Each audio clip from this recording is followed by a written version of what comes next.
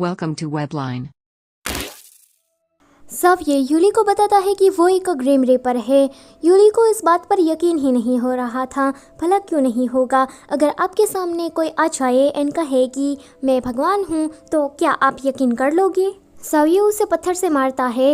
यूली को कुछ भी समझ में नहीं आता तो साविये कहता है कि इसे देखो, अब तो तुम्हें यकीन हो ही जाएगा कि मैं एक ग्रेम रेपर हूँ। वो दीवार को टच करता है एंड उसके टच करने पर ही पूरी की पूरी दीवार टूट जाती है। साथ ही साथ में उसे ये भी रियलाइज़ हो रहा था कि आजकल जो पनौती उसे लग गई थी ना, इसके पीछे भी इस साविये का ही हाथ होगा। साविये कहता है कि अब तुम्हें मेरी बात पर यकीन हुआ? तो वो कहता है कि हाँ, पर लियान मियान को क्या हुआ है? वो उसे फास्ट फॉरवर्ड बातें बताने लगता है। दूसरी तरफ वो सोच रहा होता है कि वो जो दूसरी औरत थी, उसकी बेटी लियान मियान, उसकी ही वजह से डैड आपने मेरी माँ को छोड़ दिया था ना, पर देख लेना मैं आपके सपने पर पानी फेर दूंगा। जाविये ने यूली को सब कुछ बता दिया होता है, पर जाविये उसे पूछता है कि वैसे तुम लियान मियान की यादों में क्यों थे?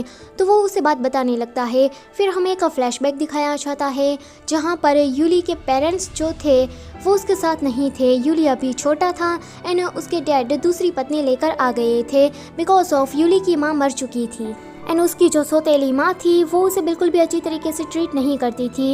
यूली हमेशा ही रोया करता था एंड कमरे में बैठा करता था। जब उसके डैड आते हैं तो हमेशा ही उसे डांटते हैं कि तुम ऐसे क्यों रहते हो, ठीक तरह से रहो। यूली की सौतेली माँ का जो बेटा था उसके डैड उसे ज़्यादा पसंद किया करते थे। ये बात यूली को जब पता लगती है तो वो निराश हो जाता है। वो कहता है कि माँ, अब तो मुझसे कोई भी प्यार नहीं करता, मैं एक अनचाहा बेटा बन गया हूँ। यूली के डैड हमेशा ही काम में बिजी रहा करते थे तो वो अपने बच्चों को नैनी के पास छोड़कर चले आते हैं। उसकी जो नैनी थी वो यूली के सौतेले भाई को ज़्यादा भाव देती थी, तो ये देखकर भी यूली को अच्छा नहीं लगता। वो अपनी माँ की फ्लावर शॉप पर जाता है एंड वो देखता है कि कुछ बच्चे यहाँ पर उस दीवार को ख़राब कर रहे हैं, तो वो उन्हें रोकता है कि ऐसा मत करो। तो वो सारे बच्चे यूली को मारने लगते हैं। उस बदमाश बच्चों के गैंग में से एक की माँ कर यूली को डांटने लगती है कि तुम्हारी हिम्मत भी कैसे हुई मेरे बेटे को मारने की। सारे बच्चे तो यूली पर इल्ज़ाम लगाने लगते हैं कि यही था जो कि हमें मार रहा था। यूली की बात पर कोई भी यकीन नहीं करता। यूली सबसे ज़्यादा यहाँ पर जख्मी था, पर फिर भी किसी को भी उस पर दया नहीं आ रही थी। वो काफ़ी ज़्यादा रो रहा था एंड रोते हुए लियान मियान भी उसके पास आती है। यहाँ पर यूली लियान मियान को पहली बार देखता है। ये फ्लैशबैक यहीं पर ही ख़त्म होता है। प्रेजेंट में यूली कहता है कि मैं लियान मियान को उठाने में उसकी मदद कर सकता हूँ। तो जाविये कहता है कि मुझे तुम्हारा हाथ दो। यूली दे देता है। अब जाविये थोड़ा मैजिक करता है एंड यूली को लियान मियान की यादों में भेज देता है। फिर से हमें एक फ्लैशबैक दिखाया जाता है। यहाँ पर यूली इन सभी बातों से तंग आकर एक ट्रक में बैठ गया था एंड वो ट्रक था जिसने चिंग चिंग को हिट किया था। उसे कुछ आवाज़ आती है तो वो बाहर देखने के लिए जाता है। वो देखता है कि लियान मियान रो रही है, पर वो उसी जगह पर उतर जाता है एंड पेड़ के नीचे बैठकर रोने लगता है। वो अपनी माँ के बारे में सोच रहा था, साथ ही साथ में वो जो एक्सीडेंट हुआ था चिंग चिंग का उसके बारे में भी सोच रहा था। वो कहता है कि मेरी कोई भी परवाह नहीं करता। इतना कहते ही वो खुद को हर्ट करने लगता है। तो लियान मियान उसके पास आकर कहती है कि तुम क्या पागल हो? तुम अपने आप को चोट क्यों पहुंचा रहे हो? क्या तुम मरना चाहते हो? तुम्हें पता नहीं है कि ज़िंदगी कितनी अनमोल होती है।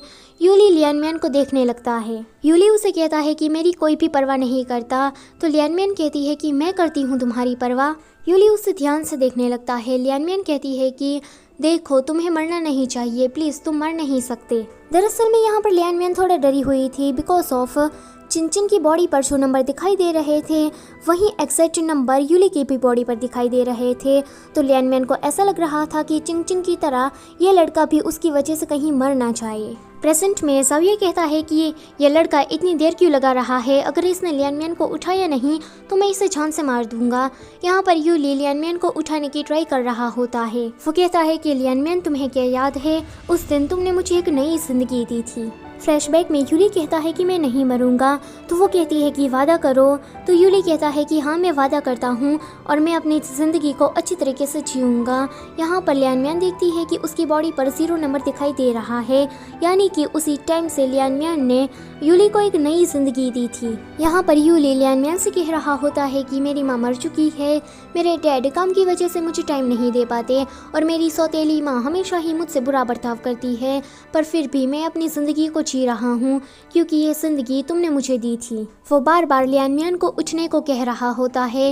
लियान मियान उसके कहने पर उठ जाती है। वो उसके गले लग जाता है और कहता है कि थैंक यू। साविया के दिल की धड़कनें तेज हो रही थी। वो अपने जादू का इतना इस्तेमाल कर लेता है कि वो अब ठीक होने के हालात में नहीं रहता।